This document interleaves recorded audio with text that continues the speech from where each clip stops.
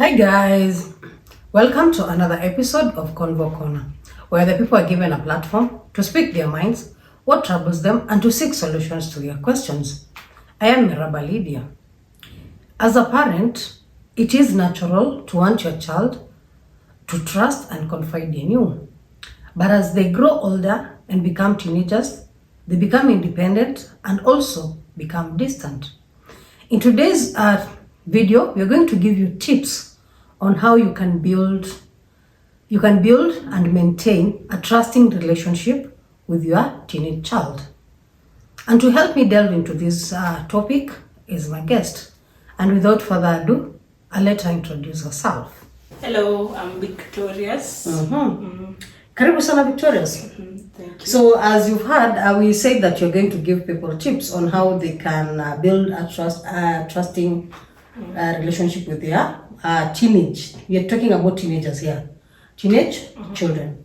So what will be your first tip?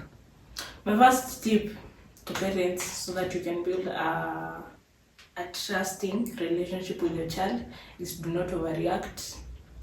Don't overreact because sometimes maybe a teenager can do a crazy mistake, a mistake that sometimes it's maybe out of this world, sometimes it's reasonable, but sometimes parents tend to overreact.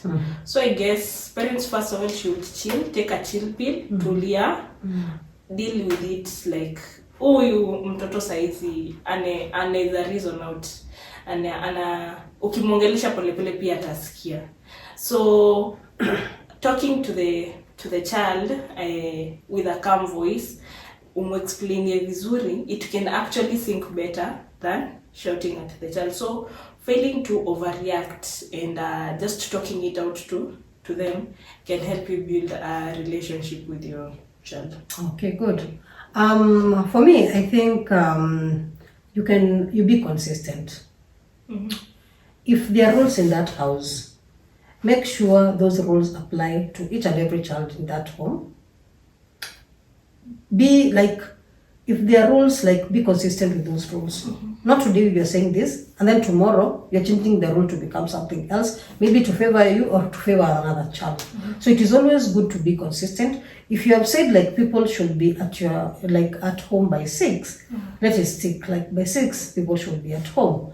If you say that people should maybe borrow permission for them to go somewhere, be consistent, yeah? It's not like one child is asking for permission, then the other one is not asking for, and you're not doing anything about it. So as parents, it is always good to be consistent so that people can maintain the rules in that house and they're like, oh, we know these are the set rules and we have to abide by them. They don't change, yeah. Another thing is respect your child's privacy. Don't invade their privacy until you go reading their diaries, you go reading their messages. Mi nakumbuka mamangu ashini reply a message. Niliboekanga lakini it's okay. Serious, lakini niliboeka. Hey. So it is not good. It is not good because you have invaded their privacy. Because they will not even trust you around their phone, around their diaries. Utakuta sijui zilioko wapi. Hata pengine hata zimeshatolewa kwa hiyo nyumba. So try and not fail. Usi invade their privacy. If you want something, just ask. If you feel hapa kuna red flag, just ask. But with African parents at times, sometimes it's tricky. The females. Yeah. Nini ngumu lakini itabidi tu ni 2023, so you have to ukiona kama kuna red flag, it's better to ask than to go digging for the information yourself. Yeah. Okay, personally, I also think you are supposed to be supportive of your child's goals and aspirations, even if they don't match with yours. For example, maybe in that house you are just it's full of doctors. All people are doctors, and there's that person who wants to do arts or wants to do maybe to be a musician or something else. So it is always good to support them because they're not you at the end of the day. But these are gone days that wazazi wanachagulia watoto career, nataka ukue daktari, nataka ukue engineer, nataka ukue nini, unajua. So give room for your child at least to do what they love most. Yeah. So I by then, like you'll be building trust amongst your child will trust you more, because at least they're like, oh, at least my parents they have given me a leeway to do at least what I love in school. Yeah. Another thing is communicate effectively. Sasa hapa kwa communication, African parents sijui sasa mtafanya namna gani, you don't communicate but you have to start communicating effectively. You can ask your child two questions too, and then you can also try answering them, you know, like get to know your child. Who is your child? Wengi wenye atamjua watoto wenyu ni kina nani. Ni ask your child, you know, get to know about them, communicate with them, let it be a norm, you know. Communicate with them up to a point. If they are hurt, they can come to you and talk to you. If they are feeling a certain type of way, they can, then you are the first person they see as, I have to talk to my mom. Like this thing my dad can help me with. But sasa venye mnakuanga serious, it cannot work. But you have to start speaking out, letting loose around your kids. Ni watoto wako, this is your DNA. So you have to start communicating with them. Yes. Okay. So another thing is you should build trust. Trust is very important. Like when you say something or when you give a promise, like just fulfill the promise, so that your child can know that if mommy promises this or if daddy promises this, they deliver. If you promised your children that you're going to take them to the park, maybe because they did a good thing and you're like, hey, kudos, maybe they passed the exams, maybe it was a word off because of something they did at home, and you're like, oh, I will take you to the park or I will take you for a movie on weekend. Make sure you fulfill that promise so that your child, that trust, will be there. Si unasema like ndawapeleka mahali, you don't. Unasema like work hard. If you have good grades, I'll buy you a bike. You don't buy. Then you say, if you do your house chores when I come from work and find that you finished your house chores, this road I'll bring, you never bring. So your trust in Endekikwa eroded. So it is always good to fulfill what you promised. Hapo kwanza kwa promises, hapo kwa baiskeli ya dibaya, bado sina hiyo baiskeli hata to date, na nilifanya hizo vitu zote, lakini it's okay. Another thing is you be empathetic to them. They are also humans. Sometimes you don't have to treat your children with hostility. Kwanza teenagers, hapa ndipo they always need a lot of attention, they always need a lot of love around them. So if you don't show them empathy, then you know sometimes ukunje the world is cruel, and at home is the little heaven that they have. So if now they come home and then you are there not showing empathy, you're shouting, you are doing everything that this teenager had opposite expectations, then they are not free with you, they will not trust you. You will be among the last people they can run to. So you have to be empathetic with them. Like if something happens and you see that, oh, my son is not doing well, my daughter is not doing well, then there's room to show empathy. Okay. So, and be approachable too. You know, being approachable reminds me of a lot of things when I was growing up. You know, like in the past, personally, we used to fear our dad so much. True, the dads. You know, so imagine when my dad was not there, we will sit and chat with my mom and laugh. Maybe we're in the sitting room and laugh and laugh and laugh.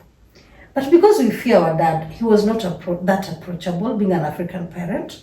So whenever my dad stepped in like this in the room, kila mtu ana mute.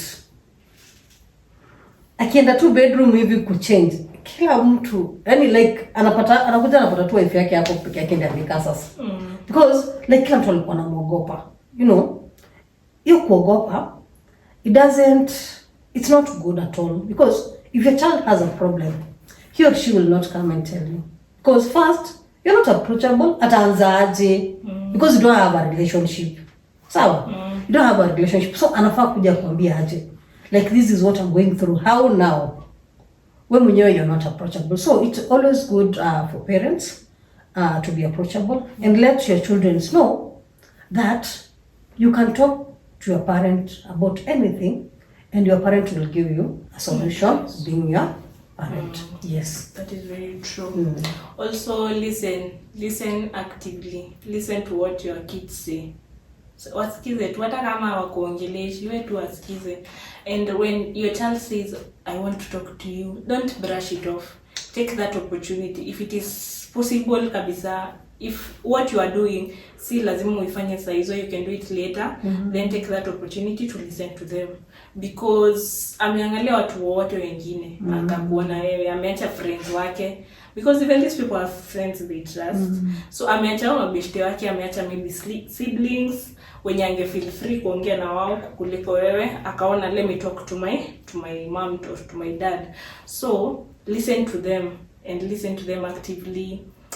Wakitoka shule waulize how was your day, tell them how your day was also, like make it like a norm, just talking to each other and listening to each other. So listening can really help you build a relationship with your teenager child. Also you be supportive of your child interests and hobbies. Don't be a parent mwenye mtoto wako anakwambia you know mom, I love playing football, and when at school maybe they have their football matches, you'll never attend. Even at home, if he or she is in a soccer team, you'll never attend. If maybe they are dancing, you'll never attend their dancing classes. You'll never attend the concerts they attend to. At least show that interest, you know, of what your child loves. At least when you attend, unajua vile inakwanga nzuri, like you're presenting something and you know my parent is there, just sit down. I like watching me and you know when you're performing for people and you know someone is supposed to come and watch you, you are never at peace until you see that someone you're always singing and you're looking for them for crowd. Until you see, I have seen so many videos of little kids singing and the child is so busy singing, and when he or she spots the parent or whoever, nivo hata angalio crowd nako like bus, that's it. So it is really inafurahisha roho ya mtu in a way that even next time akiambiwa perform atakuwa like no problem, since my mom is going to come and support me, my dad is also going to come and support me. You know, like last year my daughter had they had a presentation because they are at the graduation like a ceremony. So she told me they were going to sing they were supposed to sing a song, a folk song or something, or a cultural song. Now personally I don't know what held me up at home. I went to school late, kind of late, you know, somehow. And when I reached like this is when their performance had ended, you know. Now when we came home, my daughter was like, "Ai mami hata kuja kunichukua picha. Unaona, mimi ulikuja, I saw you, nilikuwa. Unajua ulikuja late, sasa zile tu tunamaliza imagine kuimba." So even ndio aliniambia, "Na mama, mbona ukuja mapema hata unichukue picha?" As in I just felt bad. Nikasema next time wakiwa tu na I will be there on time. At least I will be there on time. Ndio mtoto pia yeye afurahie. So unaona mtoto anakuuliza kimami ukuja mapema. Sasa mama tena kunichukua picha. I felt really bad, you know. I felt really bad. So at least next time I'm very sure nitaenda bado sio teenager. Bado si teenager, ni mdogo. Na kikuwa teenager sasa. Hebu niambie sasa. Na mtoto mdogo but ana feel like mama angekuwa hapa hivi. Sasa angenipiga picha, angeona vile ninaimba, unaona? So it is always good mtoto wako akiwa na certain hobby, make sure that unakuwa part of it, unakuwa part of that. If there's any way you can help him or her, if they're playing soccer you can buy them boots, if they want maybe a uniform you can buy them, you know, such like things. At least mtoto anaona mamangu ako supportive. That's help a lot, kwa sababu hata mtoto aside from maybe sasa kukuambia kukumbuka the sports gear. Now if the child is faced with a certain problem, definitely watakuja wakuambia. Because anajua by the way mom, nikimwambia ni bae ananisort. Anakuja pia kwa game yangu. Anafanya 1 2 3. So haitakuwa hard mtoto kuja approach at least. Another thing is don't be judgmental. maybe your child was taking a certain course and akafanya course akafanya akaona by the way this thing is not giving, it's not for me, ama akaingia see they always have points of whereby you can change akaona hapa kitaumana na badala kiumane hivi wacha kutumini change so alafu wewe time later unakuja ku realize oh my son was not doing what I expected, my daughter was not doing what we had agreed on. Don't be judgmental, because at the end of the day it is your child's future, not your future. Sometimes we are always, kwanza wazazi wanakuanga na ile make me proud. You know, how do you mean? Kama nataka ukwe daktari, lazima ukwe daktari bana. Kitu ya make me proud. Lazima mzazi aenda aseme, mtoto wangu ni doki, ala. Tendo useme mtoto wako ni msanii, upende usipende. Tenda kwa hiyo baraza la wazee, uambie my son raps. Any musician wana rap. Yeah, si doctor. But have you ever noticed wazazi wa kitambo they just kuna zile career okay say like no hapana say at least unajua say okay unaona mimi say mtoto akikuja hata kuambie mimi nataka kuwa musician, it's not a big deal. Sawa because unajua ni career. Sawa mtoto akuja kuambie mimi nataka kuwa athlete, utaona tu ni sawa because at the end of the day ina make money and it is a career too. Lakini kitambo either ukwe doctor, ukwe engineer, ukwe lawyer, sijui ukwe nini. Yaani hizo vitu tu high profile ndio mzazi anasikia mtoto wangu. Unajua? Alafu pia sasa unajua with the CBC now. At least with CBC things will change because I guess they are putting more emphasis on maybe like hobbies, no, the talents, at least with the talents. So at least a child can do with what they like. If they have a talent, then the talent can be nurtured. At least that inakuwa poa because hata mzazi home I was like I can nurture my child's talent if it is in swimming, if it is in rapping, you know, at least ina make sense. But kitambo deep down kuna wazazi wanaumia huku nje. Ndio najua mnaumia huku nje, unataka mtoto kwa daktari hapa sijui lawyer. Kuna kazi. Nani msanii? Kuna kazi. Nani msanii? Nani msanii ama sijui comedian. So don't be judgmental. So it's not about you as a parent, it's about the child. Hii maisha ni ya mtoto. He has to be happy or she has to be happy with what he or she is doing because atafanya hiyo kitu for the rest of his or her life, not to make you happy but to make him or herself happy. So don't be judgmental, don't be too quick to judge. So akikwambia I want to do this, I want to take a certain path, don't usikue like not in my house. Kwanza kuna mwenye anakuambia not in my house, uhame basi, that is not good. Unafaa kumtengenezea space for shift. Yaani ukae ukijua mtoto wangu anaweza shift, anaweza kosa kukua what I expected akwe something else. Yeah, so don't be judgmental and don't be too quick to judge. Okay, and Vicky, before we move on because we've not yet come to the end of this video. So I want to take this opportunity to thank each and everyone who has subscribed to our channel. Thank you very much and you're always welcome. And for those who have not yet subscribed, kindly do and also put on that notification bell so that every time we upload a video, you'll be amongst the first people to be notified. Make sure you subscribe, yeah? So Vicky, have we left anything out? No.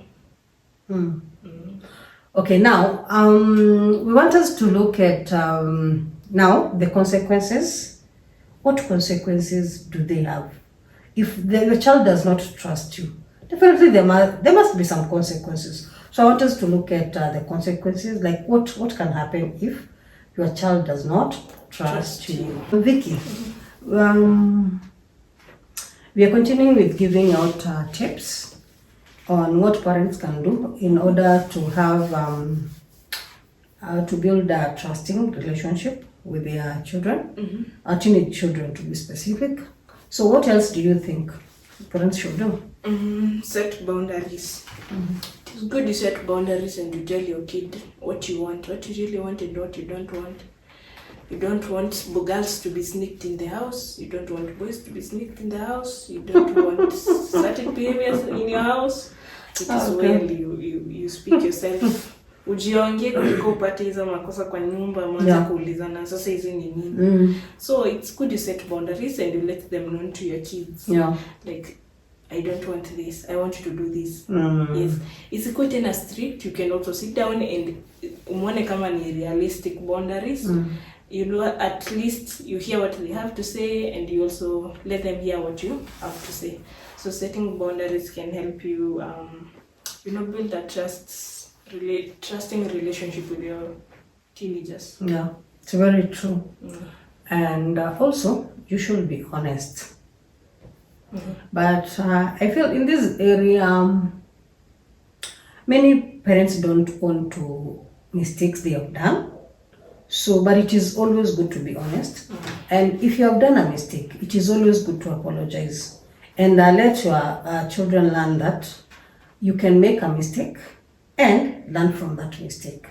And you can also apologize. So by doing that, at least your children will trust you.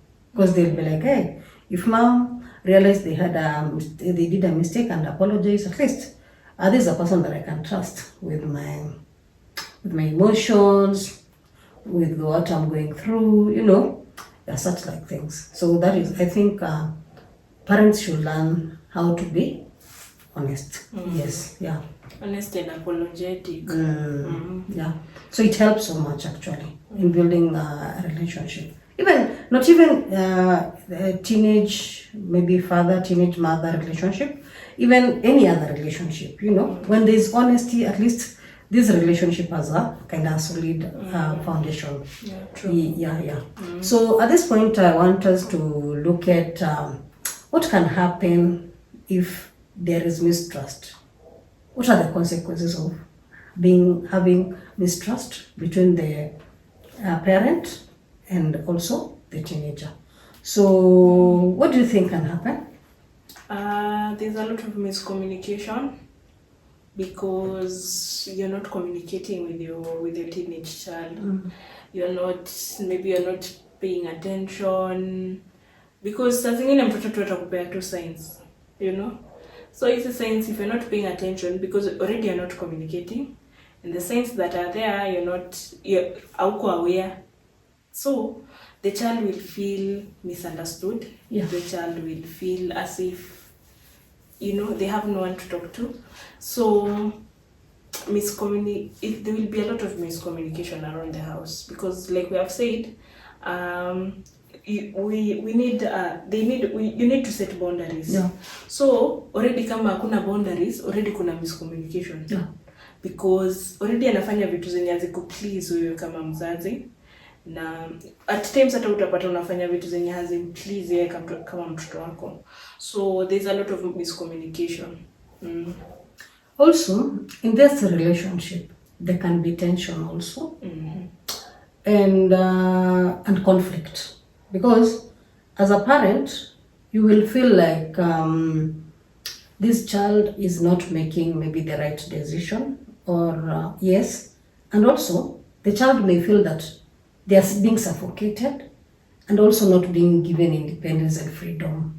It's okay. So with this, it may arise conflict between the two parties. So it is always good to have trust and also to be open, to each other, so that there is no conflict. And if conflict arises, then you have mechanisms on how you can solve the conflict. Yes, that is what I also think. Yeah. I also think that when there is mistrust, the parent may find it hard to give guidance to the child. Why? Because on the other side, the child may feel like their parent is not a reliable source of information. And this mostly happens if their parent, maybe at some point, maybe they said something and they never fulfilled it, they lied, and this child knew that the parent lied. So there's that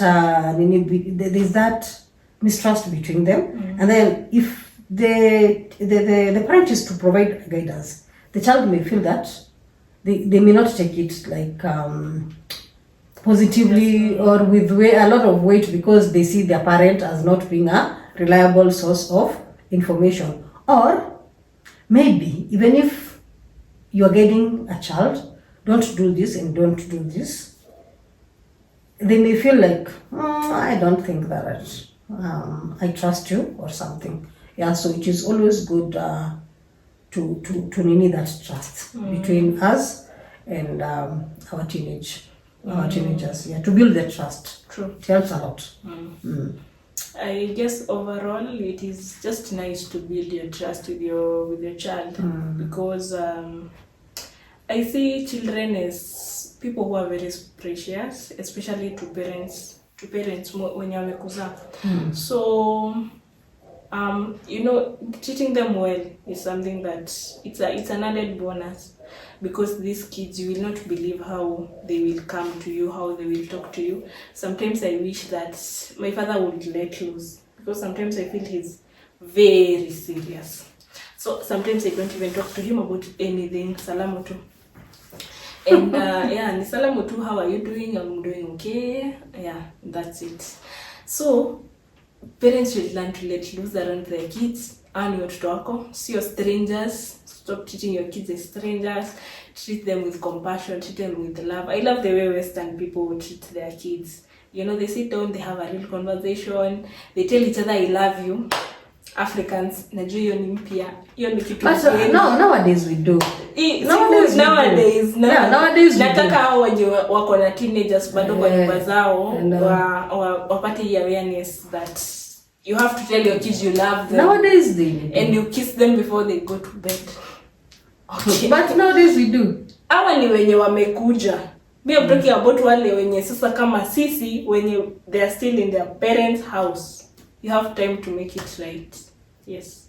And you teach your kids the way to bring up their own kids. Because sisi, by the way, we have very different ways. Ask me how I will raise my kid.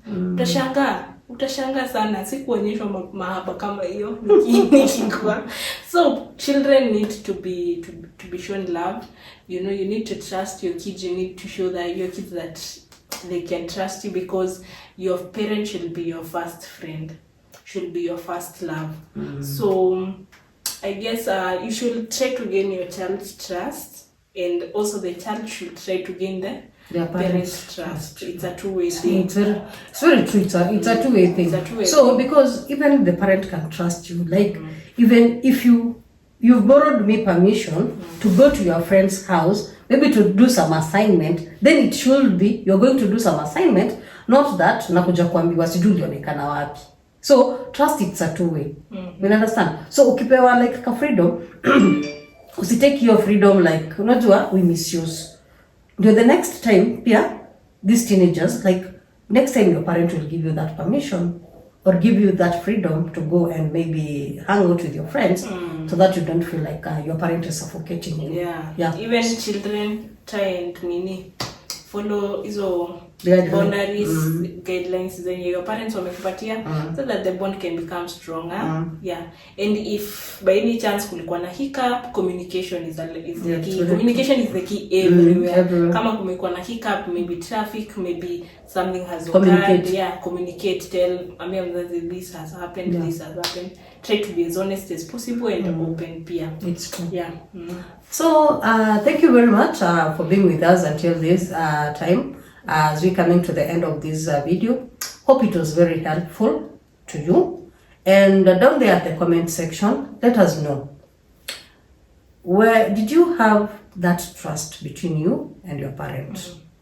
How did you handle it? Or if you have kids, how you have teenage kids, how are you handling this trust and mistrust issues? Kindly let us know there at the comment section. And if you have not subscribed to this channel, kindly do, and make sure that you put on that notification bell, so that each and every time we upload a video, you'll be amongst the first people to be notified. And if you are a subscriber, thank you very much, and continue coming for more informative and engaging conversations. Until next time.